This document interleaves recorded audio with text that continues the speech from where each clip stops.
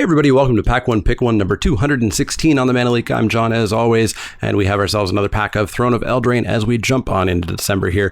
We're going to crack this pack, we're going to see what's in it, and we're going to see what we would take Pack 1 Pick 1 if this was a draft. Now each week over at patreon.com/Mana Leak, I do a random draw of all of the patrons at the $5 level or above, and the winner each week gets to have their choice of the cards out of this pack. They can take all of them, none of them, some of them, whatever they happen to want. And this week it's going to R2.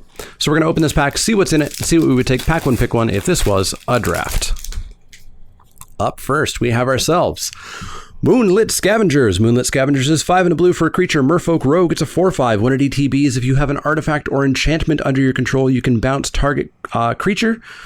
I always confuse. There's so many different cards that are all similar in this set.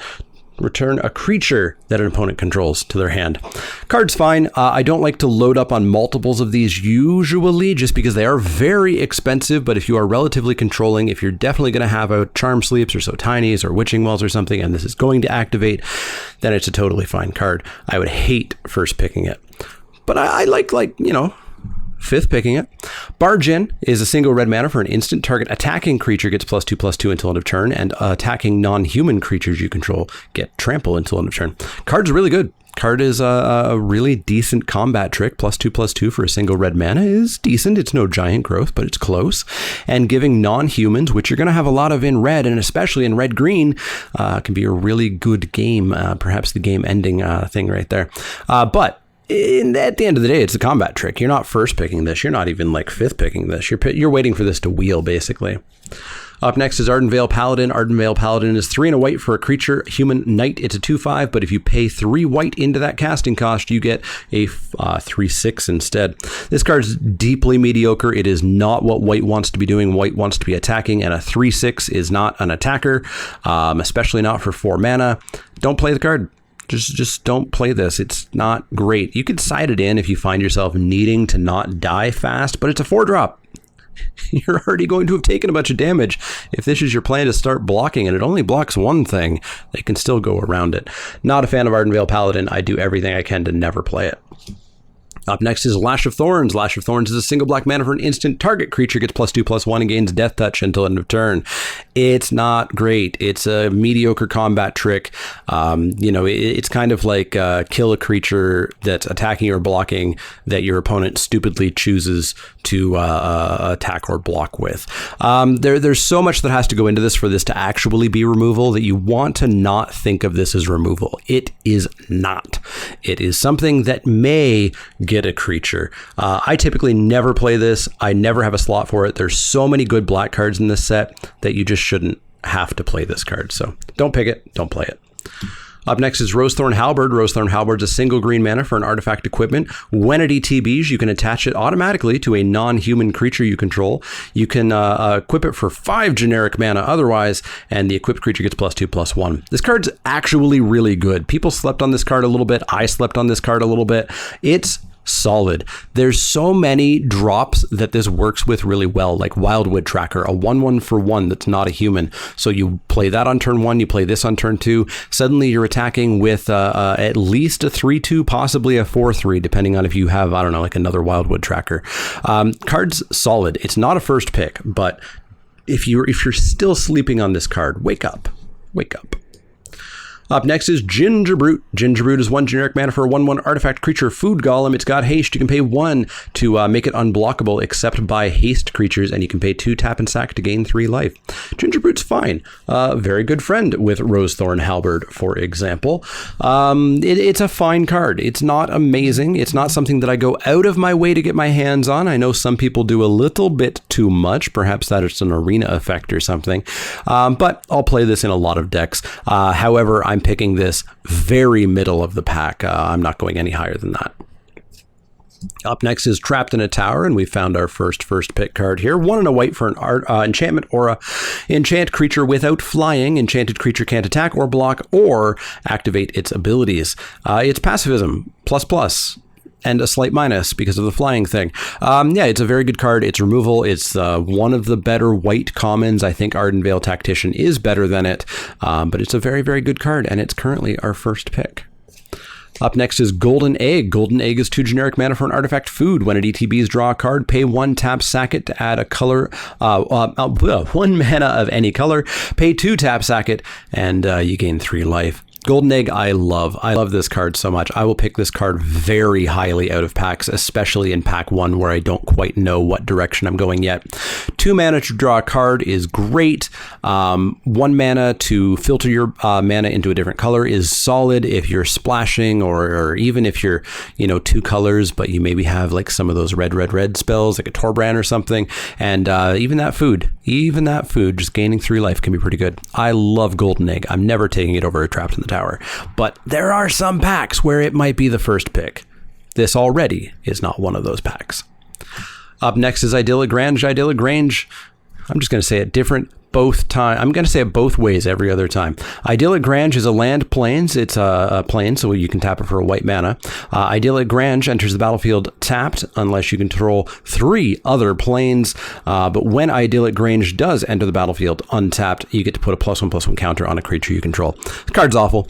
Card's super bad. You should only be playing this if you have at least 11 or 12 white sources in your deck, preferably mono white, and even then, it's just a counter. You have to have a creature. You have to have a creature where that counter is going to be relevant. There's so many ifs to make this card in any way okay. I never pick it, and I basically never play it. If I'm mono white, sure, but that's about it. Up next is Garin, Brig Paladin. Garin, Brig Paladin is 4 and a green for a 4/4 creature, giant knight. It's got adamant. If you pay 3 green into it, you get +1/+1 counter, so it's a 5/5. And there's that little bit of text at the bottom that I always forget about. I know it has it, but I always forget to read it. It can't be blocked except by creatures with power, or you can't be blocked with power, creatures with power 2 or less. Card's solid. If you are heavy green and you're definitely going to adamant this, a 5/5 for 5 is amazing. A 5/5 for 5 that can't be chumped, really amazing. Or in many cases double blocked because they can't put a 3 or they can't put 3 2/2s in front of it, for example, and kill it. They can't put 2 2/2s in front of it. There's a lot to like here, so I'm pretty happy with it. It's not a first pick, but I like me a Garin, Brig Paladin. On to the uncommons. We've got ourselves Glass Casket. Glass Casket is 1 and a white for an artifact. When it ETBs, you can exile target creature with CMC 3 or less as long as this stays on the battlefield, or what's the exact wording? Until it leaves the battlefield. There we go. I've had this decision a large number of times, Glass Casket or Trapped in the Tower. I typically go for Trapped in the Tower. This doesn't hit big things. This does. This hits flyers as long as they're low cost. This doesn't. I do think Trapped in the Tower is slightly better. Glass Casket also is a little bit more vulnerable because of things like Embereth Shieldbreaker that specifically kills artifacts but doesn't kill enchantments. So I think I'm on Trapped in the Tower over the Glass Casket here, but we can keep it in frame. The second uncommon is Giant Opportunity. Giant Opportunity is 2 and a green for a sorcery. You may sacrifice 2 foods. If you do, you create a 7/7 green giant creature token without reach for some stupid reason. Otherwise, you make 3 food. I'm not a huge fan of Giant Opportunity. It's relatively hard to get the 2 food going early enough for that 7/7 to be super relevant. Of course, the 7/7 is often relevant at any point in the game, but you give your opponents more time to find their bounce spells that will easily kill it or things like that. And if you are paying 3 mana for, 3 food, did I say? 3 food? It's not great. So I avoid playing Giant Opportunity whenever I can. I think there's just better ways to play all green decks that exist, including green-black food. So I'm super out on Giant Opportunity. I'm not playing it, I'm not picking it. Our final uncommon is Kendras Transformation. Kendras Transformation is 1 and a green for an enchantment aura. Enchant creature. When Kendras Transformation enters the battlefield, draw a card. Enchanted creature loses all abilities and is a green elk creature with base power and toughness 3/3. It's sort of removal, except it does leave your opponent with a creature. You could also upgrade one of your creatures, and you draw a card regardless of who you hit with it. It's a fine card. I don't hate a Kendras Transformation. I don't think I'm picking it over either of these white cards. I think they're both a little bit better than Kendras Transformation, but I think this is kind of like third pick at the moment, but I don't think it's going to stay in frame. Our rare is Happily Ever After. Happily Ever After is 2 and a white for an enchantment that I don't know if I've ever read since the set review.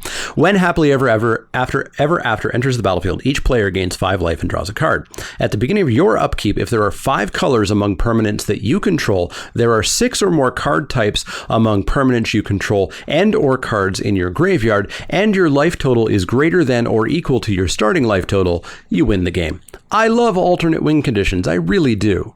I've seen a screenshot of one person once in one game winning with this.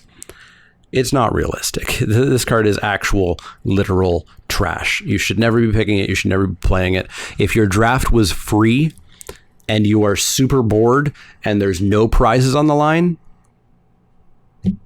still don't take it, but maybe take it, maybe try it for fun, but otherwise just not even in the consideration here. So I think I'm looking at Glass Casket or Trapped in the Tower, and I as I talked about, I'm going to take Trapped in the Tower over the first Glass Casket.